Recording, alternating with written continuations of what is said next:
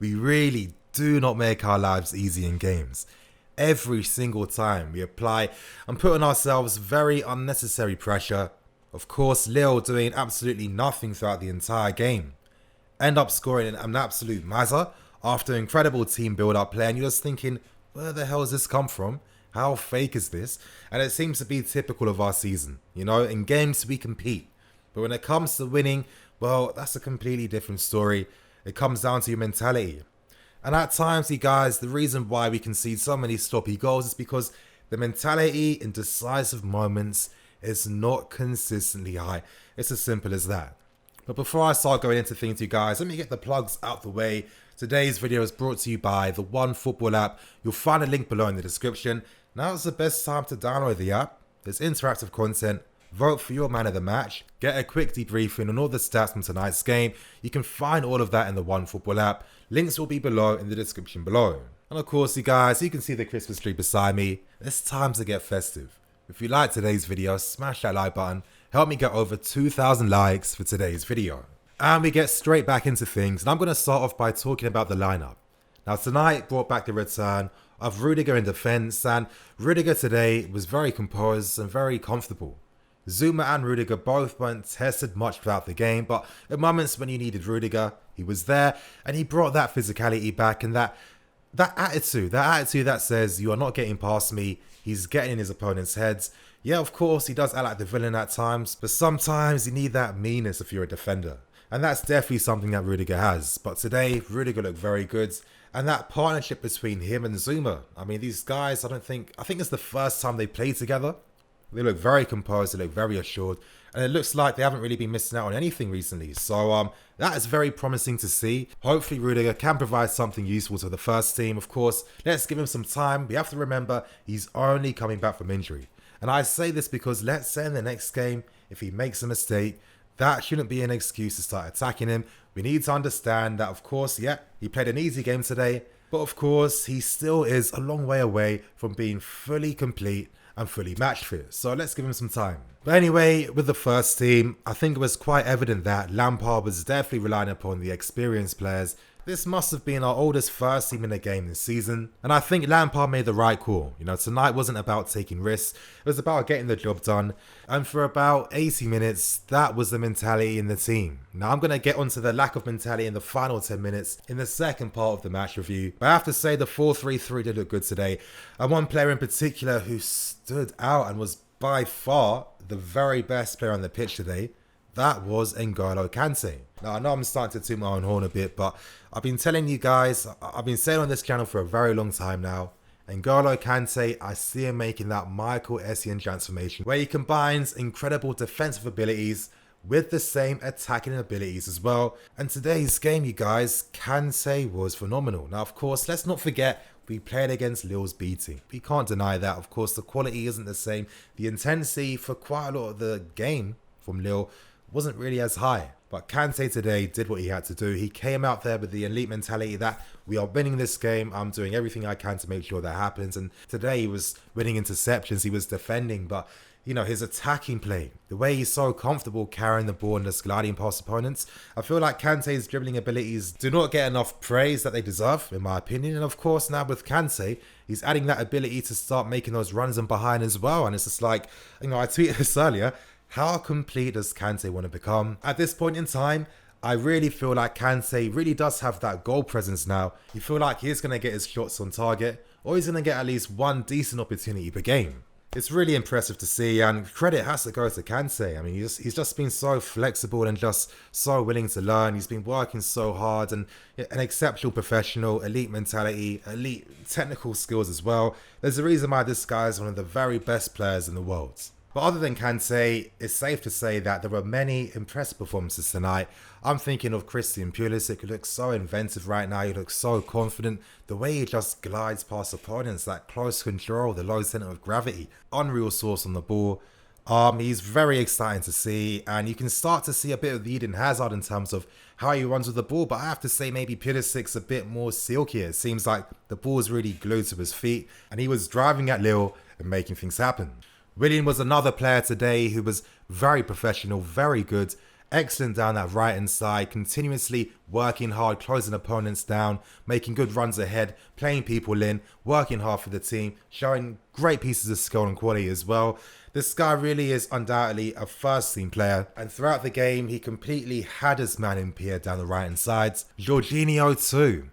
His introduction to the team was very good, and I think that synergy at the back with him, Zuma, Rudiger, Emerson as well, hopefully Reece one day as the season does progress too.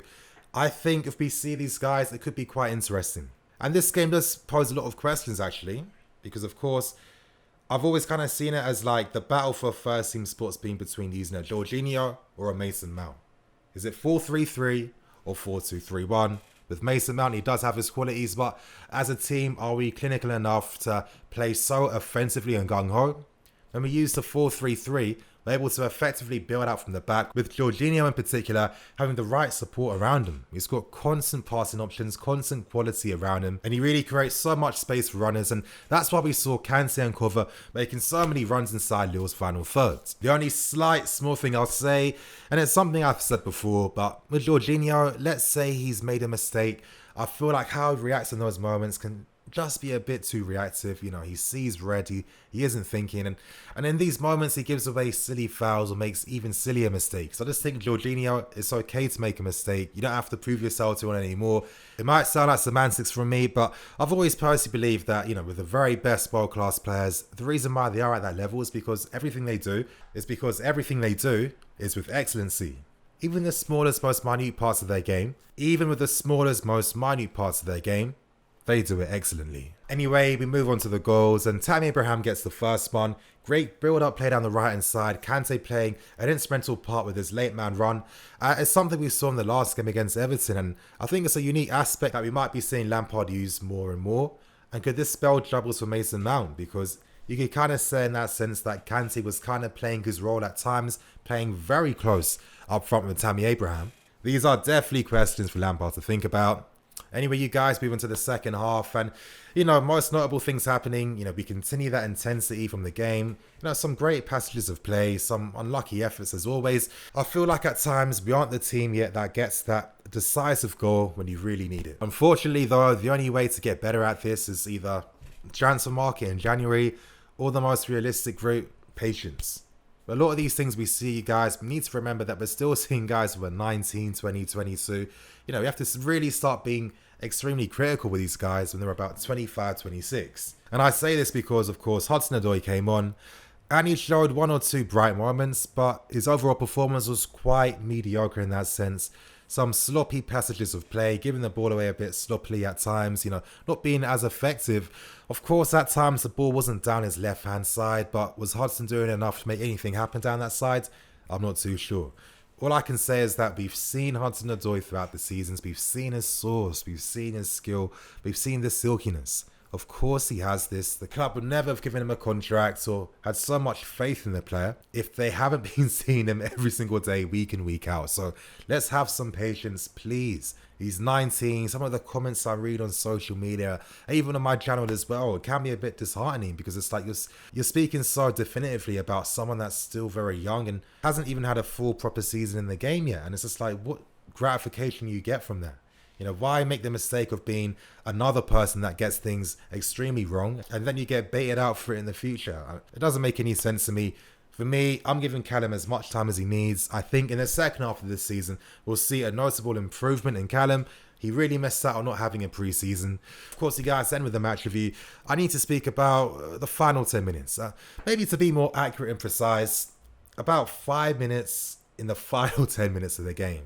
Now, Lille out of nowhere start stringing together some unbelievable passes, but of course they are, because where was the pressure and where was the intensity?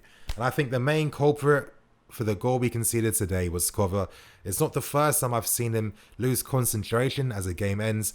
In games like this where it was extremely easy for him, and of course we saw his brilliance tonight. At times he shows too much complacency, and you guys heard my comment about being world class and the excellency you show in all aspects, even the most minute details of the game. Cover can reach that level, but he needs to really iron out every single aspect of his game. He's great defensively, but at times too many runners in behind, not following his men, or not really putting in the extra intensity to really close down his opponent at times. If Cover wasn't hovering around our 18-yard box, then he would never have left Remy unmarked in the box. I mean, great goal by Remy. But if Cover was doing his job, he would have marked him, and that would never have happened. I mean, these are the details in football, and Lampard will be a bit annoyed by that because this was a game where we put unnecessary pressure on ourselves near the end. But unfortunately, it's only going to take us a lot of time to really iron out these types of defaults from the team. Anyway, you guys, we've qualified, and we're going through into the knockout rounds of the Champions League. We did what we set out to do. Great achievement for the boys, great for the club as well, great for their confidence, you know. Things like this are very important, I think, personally, because with these young players, you know, they need to feel that confidence that they're good enough to be playing at the level they're playing at right now. And, you know, these are like minor milestones. When you complete that hurdle, you get that confidence boost, and you take it forward with you into the next game. But anyway, you guys, you'll see me tomorrow with some more videos, so it's going to be another busy day, but I love doing this. Thank you guys for watching. Please like, comment, and subscribe. I'm Nini FC. This is Blue Lions TV. Come on, you guys. We're into the knockout rounds.